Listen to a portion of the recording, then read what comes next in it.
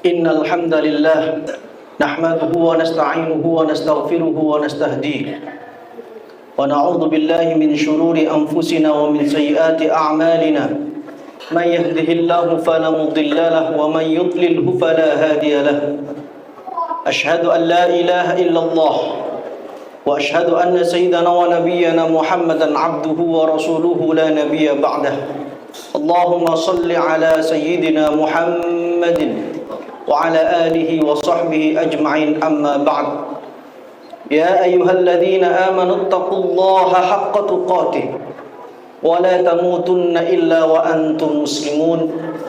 Ma'asyiral muslimin, jamaah salat Jumat Masjid Nurul Rahmah rahimakumullah. Marilah waktu yang mulia ini kita gunakan sebaik mungkin untuk meningkatkan kualitas takwa kita ke hadirat Allah Subhanahu wa taala. Kita pegang teguh keimanan kita dan jangan sampai kita meninggal dunia di luar kalimat la ilaha illallah Muhammadur Rasulullah.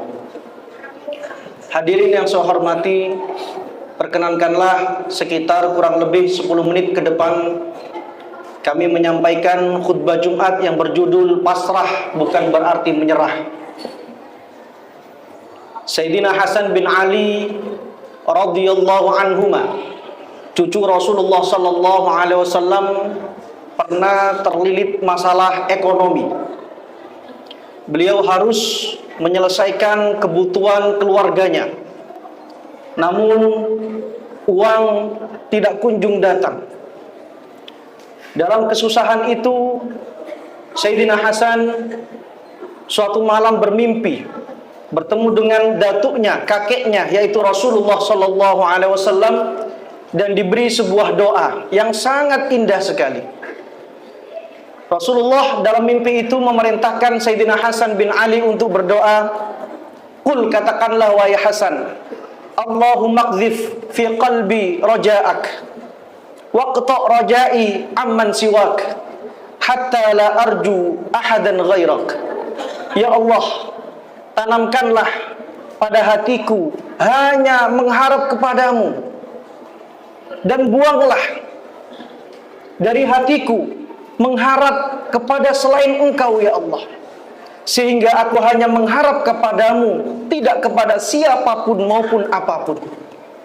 Doa itu dibaca ma'asyal muslimin oleh Sayyidina Hasan, dan ternyata beberapa hari berikutnya datanglah rezeki yang tidak disangka-sangka min haitsu la yahtasib.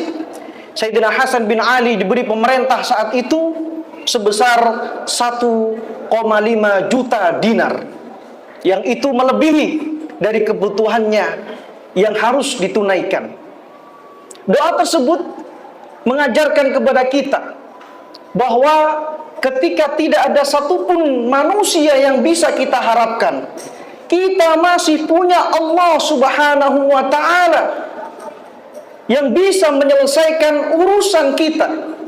Ingat, Allah Subhanahu wa ta'ala, Tuhan kita semua adalah ala kulli syai'in qadir. Allah maha segalanya, mampu menyelesaikan apapun permasalahan hidup kita. Ini yang perlu kita tanamkan pada diri kita, pada hati kita. Seperti halnya doa yang diajarkan oleh Rasulullah sallallahu alaihi wasallam kepada Sayyidina Hasan bin Ali bin Abi Thalib radhiyallahu anhuma. Kejadian semacam ini ma'asyal muslimin juga pernah dialami oleh manusia terbaik, Nabiullah Ibrahim alaihissalam. Kita tahu semua kisah Nabiullah Ibrahim dengan Raja Namrud yang begitu zalim. Ketika Namrud sudah kehabisan akal, berdebat masalah Tuhan, masalah agama dengan Nabiullah Ibrahim alaihissalam, maka Namrud emosi dan memerintahkan untuk membakar Nabiullah Ibrahim alaihissalam. Ketika api sudah membara, kayu bakar bertumpuk-tumpuk siap melahap jasad fisik Nabiullah Ibrahim alaihissalam. Namun sebelum dilempar ke bara api yang begitu menganga, Nabiullah Ibrahim mengucapkan hasbiyallahu wa ni'mal wakil. Sayyidina Abdullah bin Abbas dalam hadis sahih riwayat Imam Bukhari mengatakan, kana akhir kalami Ibrahim hina ulqiya finnar hasbiyallahu wa ni'mal wakil.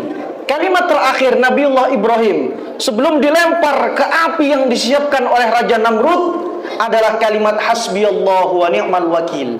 Cukuplah Allah bagiku dan Allah sebaik-baiknya yang mengambil alih masalahku. Dengan kepasrahan yang begitu luar biasa, Nabiullah Ibrahim alaihissalam benar-benar memasrahkan urusannya kepada Allah. Dan dalam surat Al-Anbiya ayat 69 Allah kemudian menyatakan, qulna ya naru kuni bardan wa salaman ala Ibrahim. Kami katakan, wahai api, jadilah engkau penyelamat dan pendingin bagi Nabiullah Ibrahim alaihissalam. Sehingga api yang berkobar itu, ma'asyarul muslimin, tidak bisa menyentuh dan melukai segores pun kulit dari Nabiullah Ibrahim alaihissalam, karena kepasrahan Nabiullah Ibrahim alaihissalam kepada Allah, Sang Maha As-Salam, Sang Maha Penyelamat.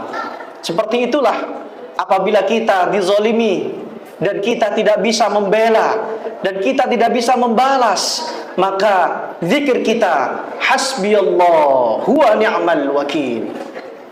Kisah terakhir, ma'asyarul muslimin, yang masih termaktub dalam Al-Quran di surat Al-Anbiya, surat yang sama, Al-Anbiya yang artinya adalah surat para nabi.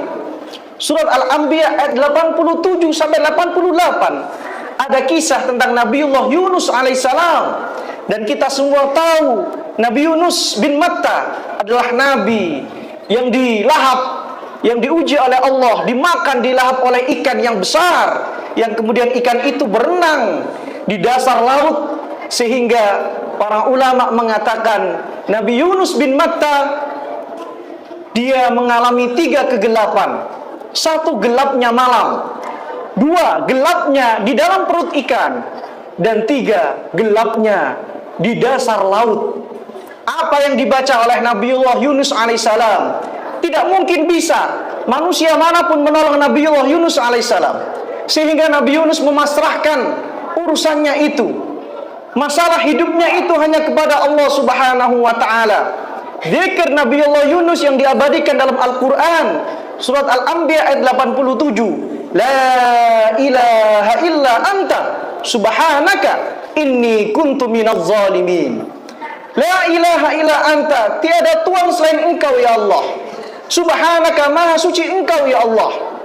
Inni kuntu minaz zalimin, aku termasuk orang yang berdosa, orang yang zalim, orang yang salah. Zikir itu diulang-ulang, doa itu dibaca terus oleh Nabiullah Yunus bin Matta di dalam perut ikan. Dan beberapa waktu kemudian Allah subhanahu wa ta'ala menyelamatkan Nabiullah Yunus alaihissalam dengan firman Allah, fastajabna lahu wa najjaynahu minal gham. Dan kami ijabah, kami kabulkan doa Nabiullah Yunus alaihissalam, dan kami selamatkan dia dari al-gham, kesusahan. Para ulama termasuk Syekh Muhammad Mutawalli Asy'arawi menyatakan, apabila kita tertimpa banyak masalah sehingga pikiran kita gelap, kita sumpek, kita suntuk, maka zikir yang paling tepat adalah la ilaha illa anta subhanaka inni kuntu minaz zalimin. Apakah itu khusus untuk Nabiullah Yunus alaihissalam? Allah menyelamatkannya dari kesusahan itu? Tidak. Allah menyatakan dalam ayat lanjutannya, Al-Anbiya ayat 86, wa kadzalika nunjil mu'minin. Maka seperti itulah kami juga menyelamatkan orang-orang yang beriman, yaitu orang-orang yang memiliki rasa pasrah yang penuh kepada Allah subhanahu wa ta'ala. Ma'asyarul muslimin rahimakumullah, masalah sebesar apapun bisa jadi untuk menyelesaikannya itu justru malah kita pasrahkan, kita serahkan kepada Allah subhanahu wa ta'ala.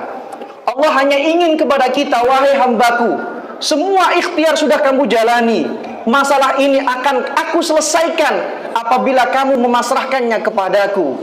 Sayangnya terkadang kita terlalu sombong kepada Allah, seakan-akan kita sendiri yang bisa menyelesaikan masalah-masalah kita. kita lupa kepada Allah Subhanahu wa taala. Bahwasanya justru malah terkadang dan banyak sekali solusi dari permasalahan hidup kita itu apabila kita serahkan masalah kita kepada Allah Subhanahu wa taala. Dan barang siapa wa may yatawakkal 'ala Allah fa huwa hasbuh. Siapa yang dia bertawakal kepada Allah, pasrah kepada Allah Subhanahu wa taala, maka Allah akan mengambil alih permasalahannya, dan tentunya masalah-masalah kita adalah sangat ringan bagi Allah Subhanahu wa taala.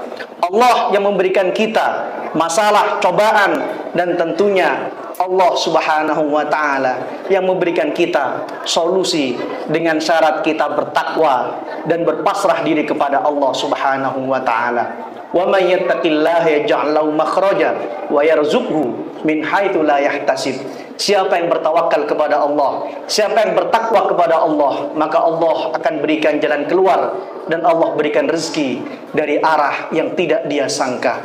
Barakallahu li wa lakum fil Qur'anil azim wa nafa'ana wa iyyakum bima fihi minal ayati wa dzikril hakim. Wa taqabbala minni wa minkum tilawatahu innahu was samiul alim. Istaghfiru rabbakum innahu kana ghaffara.